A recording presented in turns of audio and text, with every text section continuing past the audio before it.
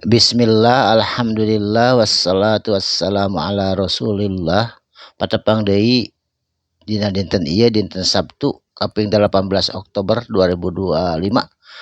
Masih dina suratun Nahli ayat ke-87 na.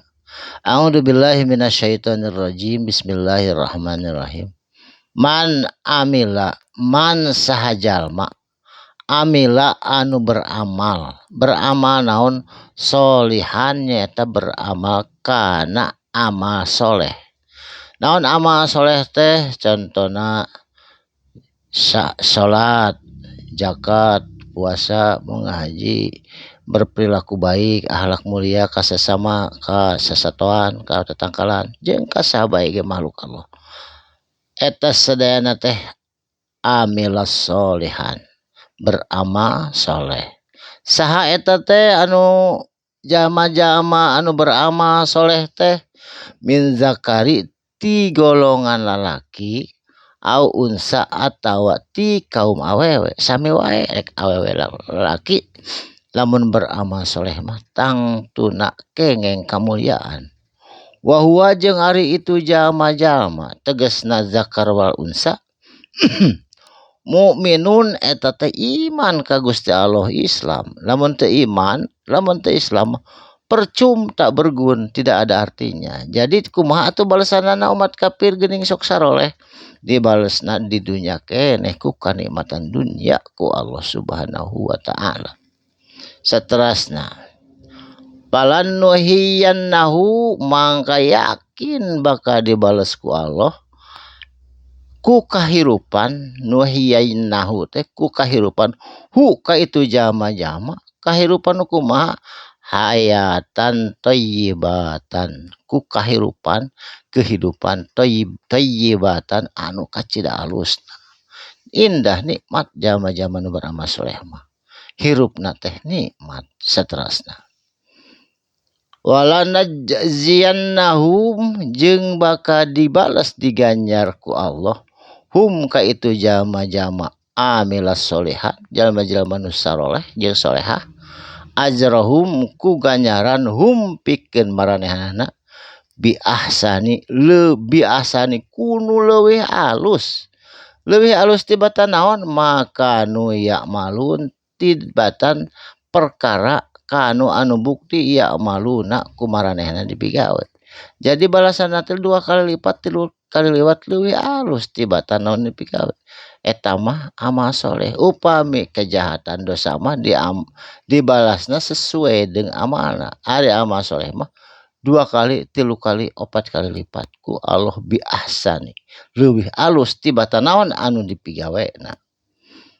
Saterasna Faiza mangka di mana-mana qara'ta maca anjeun maca naon Al-Qur'ana kana ieu kitab Al-Qur'an fasta'iz mangka kudu menta panyalindungan anjeun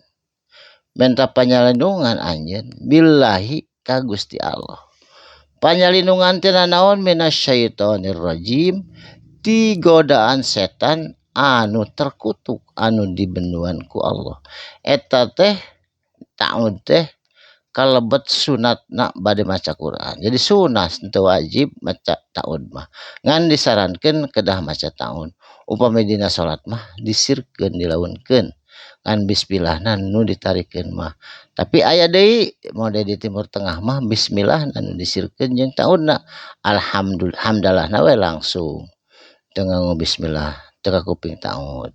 Eta mah benten-benten tapi sadayana oge sae. Saterasna innahu sanyana ari itu iblis setan nu sok ngagoda jelema laesalahu teu aya pikeun itu setan sultanun kana kakuatan da kaida setan mah doifan.